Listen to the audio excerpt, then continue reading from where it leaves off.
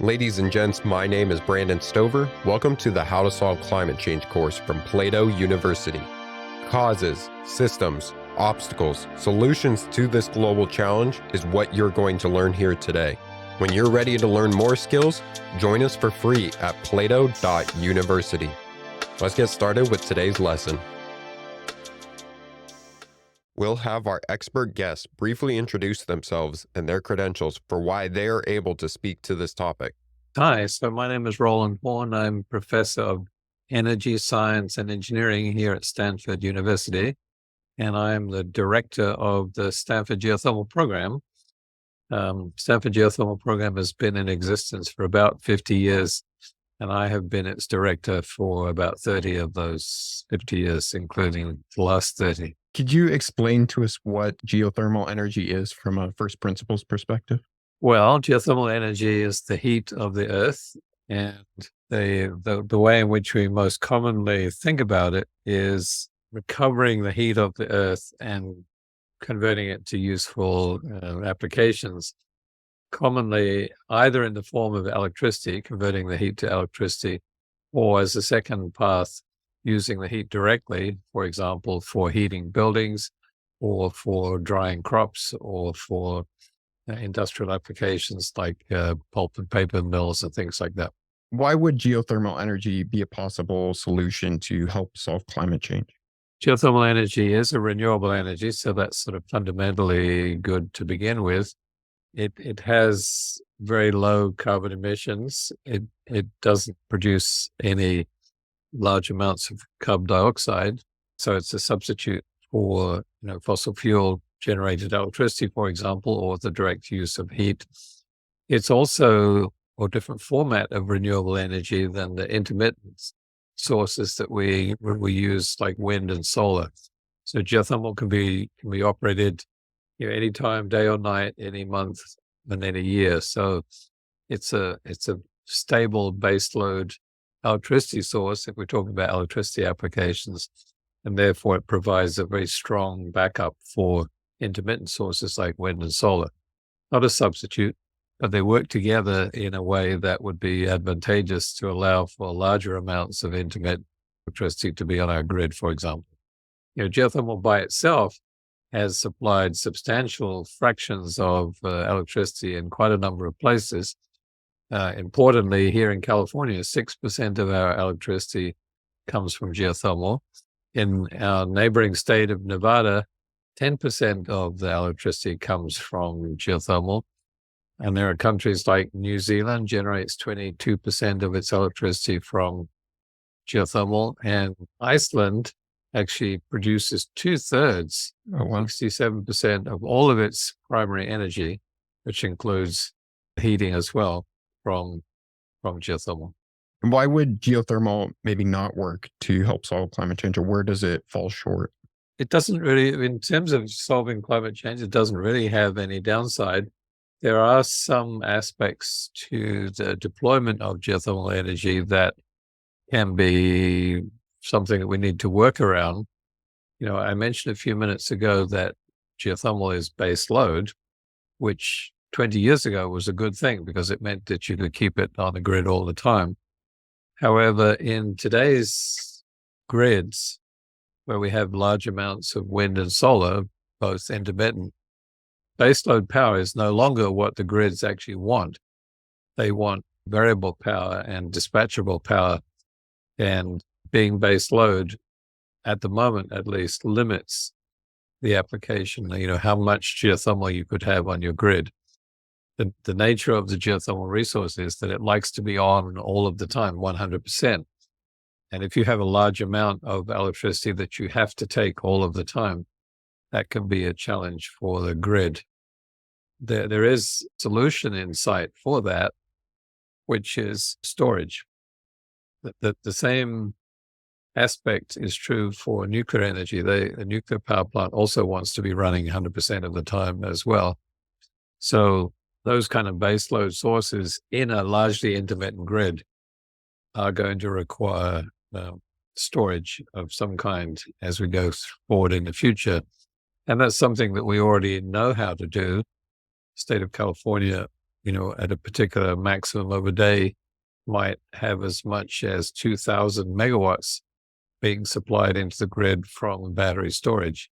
And that's likely to get larger in the future, and that's likely to be the case for other states as well. That just to put that in context, that's 2,000 megawatts out of a grid which on a daily basis is probably averaging about 35,000 megawatts. Okay. And, as a maximum, California, we might go to 50,000 megawatts. Looking at the different stakeholders that are in the energy industry and us as people, who benefits most and maybe who's harmed most by geothermal energy as a solution? Well, of course, the consumers, I think, are the people who benefit the most, and the people who inhabit the planet, because it's a carbon-free or carbon-low source. I don't think there are too many people who are actually hurt by it. The land use for geothermal energy is quite modest. There are some interactions in some cases with their local communities to sort of nearby to geothermal implementations. There is a concern in some cases for induced seismicity, but that generally just affects people who are just close to it.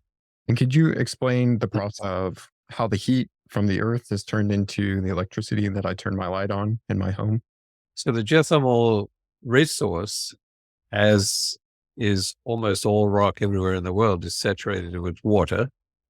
And so that water, which is sitting inside of the permeable rocks, is heated up by the geothermal source and is either in place as hot water or in some cases directly as steam. So the way that we deploy a geothermal electrical generation system is we drill wells into the ground, 2,000 meters, 3,000 meters, something like that, 8,000 feet. And we produce that water and or steam to the surface, and then we put it basically directly into either a steam turbine or a binary turbine and generate electricity directly. So in some ways, it's like a gas-fired power plant without the boiler. So instead of having a boiler and a flame, the steam is generated by the heat of the earth for a steam plant. And you mentioned storage earlier. Are there any other innovations or maybe policy or things that need to be created for this to be an optimal solution? Well, storage, I think, is the principal one. One of the other sort of policy issues that goes around geothermal is the uncertainty and lead time issue. So a geothermal power plant takes several years to actually bring into operation.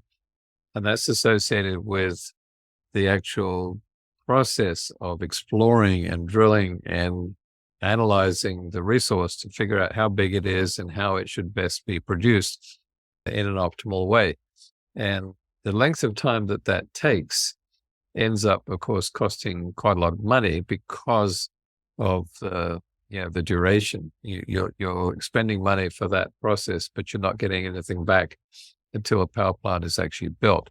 So in terms of policy and legislation, what has been useful in a number of places, including here in the US, is mechanisms to actually encourage that process, either by mitigating some of the risk, for example, in the form of feed-in tariffs that actually provide some certainty to what the actual income is going to be, or in some cases, legislation that actually the grids to accept a certain amount of power of certain kinds.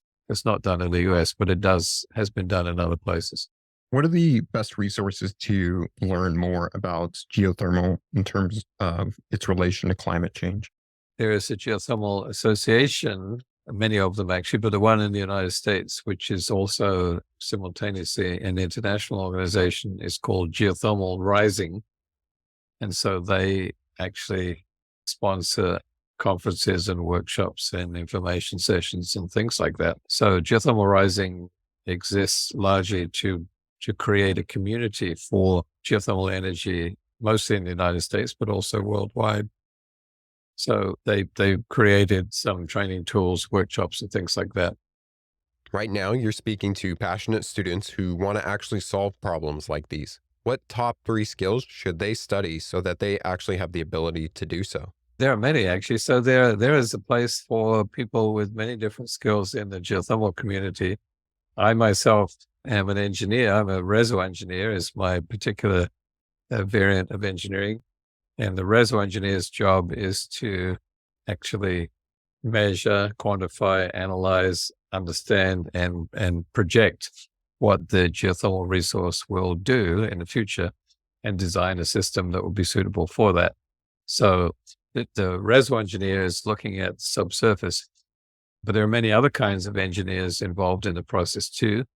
There are drilling engineers who drill the wells. There are mechanical engineers who design the pipelines and the pumps and the equipment that goes into the construction of a power plant. There are mechanical engineers who are power plant engineers who are working on electrical systems, turbines, turbo machinery. There are civil engineers who are actually designing the structures, the powerhouse buildings, the civil works that go into the development. So those are all the engineers. But there's also a lot of work in geothermal for geoscientists, the people who explore for the geothermal resource in the first place, geologists, geophysicists, and geochemists. All of them are important in that process too. And then beyond the geosciences and engineering, there's the business side of it, the financing, the permitting, the community relationship issues. So there's a whole suite of different skill sets that are used in geothermal development. Any final recommendations for the audience? Sure, join in. Geothermal is actually, people think of it as kind of a new resource, but it's been around for a long time. Let's say Stanford Geothermal Program has been working for 50 years, but the industry has been around since before that time. One of the things that I would say, first of all, get involved if you have a skill set that is involved in that. But even for people who are not going to directly involve themselves in the geothermal industry, I would recommend take a look at getting a geothermal heat pump in your house as a replacement for your gas-fired furnace. It's not only zero carbon, it's also a lot more efficient. It will save you money other than the initial cost because you don't have to pay for as much energy to actually heat or cool your house. To practice skills related to geothermal energy, research geothermal potential in your region or a specific country, explore available maps and data to identify potential geothermal hotspots, determine the feasibility of tapping into this resource. Thank you for taking the How to Solve Climate Change course. If you want to learn the skills to solve this global challenge, join us for free at plato.university for exclusive content, extra resources, and actionable exercises with every lesson. This course was produced by Plato University, where students turn passions into purpose and learn skills to change the world. Learn more at plato.university.